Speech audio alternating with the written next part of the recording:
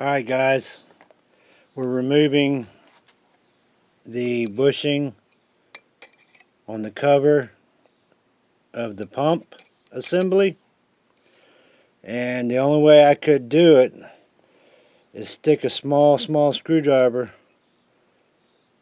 flathead and go work it around, and then I went straight down, and then this started to split.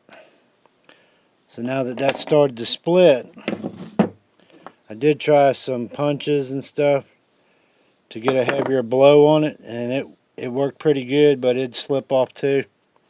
So once we get that thing splitting like that, you'd probably take your needle nose, reach in there, just work that out like that.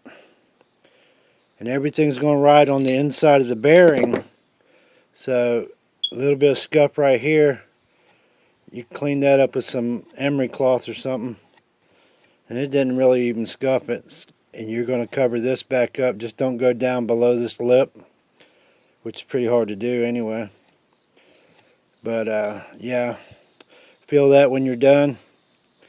And we got the new bushing somewhere that we can set in there.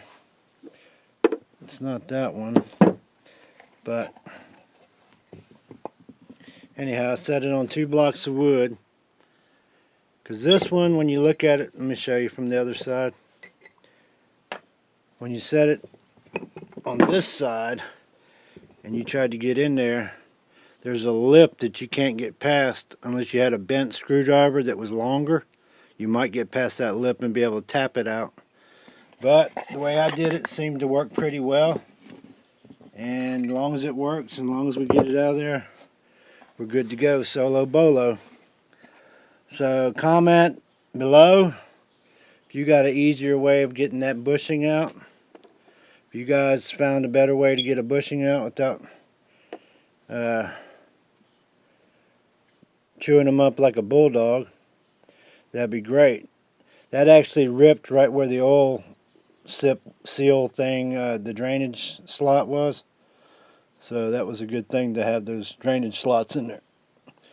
So tapped by a drainage slot. Each bearing has a little oil slot in it, so you can do that. Anyway, we'll get the other one out and then we'll install both of the bearings. And that's about it on getting the bearing out and putting the new ones in. Like, comment, and subscribe. You guys have a good day. Peace out.